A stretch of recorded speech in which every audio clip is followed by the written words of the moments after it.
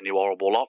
This week on Burntwolf Airsoft, I'm going to be talking about Airsoft on YouTube and discussing the good, the bad, and the ugly parts of interweb view channels. Now, obviously, things aren't clean cut, not by the slightest. There's tons of people out there making content for Airsoft, all with their own styles and spins on the subject and motives. Some, like myself, are trying to pass on information and share some in-game footage. Others are trying to sell you products or simply entertain. And some are in it to build a name for themselves, for whatever means that may be. But more than likely, there's a mix of all of these things going on at once to varying different levels. People, complex creatures. Firstly, let's have a look at informative videos. Now, on the surface, there's generally no harm in sharing some information. It can be really nice to help out your fellow players. Of course, though, on the contrary to this, sharing the wrong information could be disastrous. With the vast array of things out there on the subject of Airsoft, it can be a nightmare cutting through to the good stuff. And some information is also just an advert in disguise. Sometimes I think channels need to learn to walk before they can run with certain topics. Big reason why I've not done tech guides is because I'm no tech wizard and I don't pretend to be. I wouldn't want people breaking any of their stuff on my behalf. Now, when it comes to reviews and things like that, it's always nice to check what people are saying before you go and spend your hard-earned cash on a product. But it would be a ridiculous thing to suggest that reviews don't serve as advertisements for Airsoft products. And it's here that most of the money lies for an Airsoft YouTuber. Some channels, I get the feeling, would literally sell their own mother for a sponsorship, and it pains me to see never-ending positive reviews of products, especially when I've heard and seen otherwise myself. Of course, with Burntwolf, I do have my own biases, and I'm sure that they are starting to come across in my videos. I like metal and real wood and anything historical. I also have a bit of disdain for M4s. Sorry chaps, no offence, not my cup of tea and all that. All reviewers though will have their own personal preferences and it pays to keep that in mind. Also, you have to remember the pressure that some of these sponsored channels are under. If you're given anything for free to review, let's face it, it's worth the money straight away. I'm rather fortunate with my reviews, thankfully, in that I have pretty much free reign to say what I want about a gun. Last time I checked, no one was paying me to make these things, and of late I'm moving more onto reviewing players' guns, as players have a lot more to say about their viewers, and I think in general are more trustworthy. The other problem with reviews, and a subject that I'm going to cover in more detail in a future video, is all of the problems with Airsoft manufacturers. With some guns, the FPS alone can vary greatly from model to model of the same gun, and in here lies a problem for us reviewers, as there will always be bad apples of the bunch, and by that same logic, better apples. I would, though, be wary of some of the shop channels, as a lot of them seem to think the sun shines out the arses of every Airsoft gun manufacturer out there, and that pile of melted plastic and gears is the sleekest must-have product this year. Until next week, at least, anyway.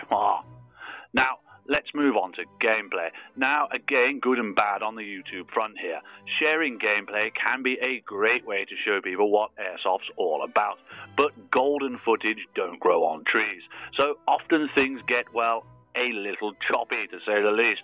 Some YouTubers, in their quest for YouTube gold, have become rather good at editing together kill streaks. Look out for the face cam cuts and the clouds, folks. That's all I'm saying. Now, don't get me wrong, these can be rather entertaining frolics, but for the most part are fantasy compilations and should be treated as such, not as an unreachable milestone for new players. I've been at this game for years now, and I've had very few monster kill streaks in my time, especially ones spanning over a 5-minute period. The same can also be said of my mates. Some of them are far better players than I could ever hope to be, but often their brief and massively damaging attacks are brought to a swift end, and I'm sure this is true for most players out there. Now, having said that, It's great to show the lighter moments from a day of airsoft, the good sportsmanship and the banter and silly things that go down on a day's shoot. I think this really helps out the sport, as it's great to show the new guys what it's all about, really. Some funny things happen down at the airsoft field, and I've more than a few times had a disaster of a day saved by the help of my fellow viewers. I've also made a hell of a lot of friends, and a frenemy. Damn you, Scott. Other side of this, of course, is a lot of bad sportsmanship gets shown on YouTube. Now, I'd like to say in the years playing airsoft and sports like it, yes, I've seen cheating, and yes, I have seen fistfights, but only 2. Of course, this is over a period spanning more than 10 years, and some parts of that I was playing nearly every weekend. I'm sure you'd see a lot more of that kind of behavior from just going down the pub for the same amount of time, though. However, it still really pains me to see these videos go wild. I think it shows the sport in an absolutely terrible light, and that people should think about the damage they may be doing to the sport rather than just the views. For the most part, airsofters, well, we're just a bunch of lads having fun. Cheaters, thankfully, are very few and far between. Often you can spot a cheater as they've been followed around by the marshals all day anyway. And fights and dramas, well, normally there's something else afoot there, with some long-standing rivalry and a confrontational mindset on both sides. If anything like this ever happens, just walk away, folks. I don't think people like this deserve the film time, to be honest with you. The only thing they deserve is banning from the hobby. If only the sport had the power to pick and choose. Alas.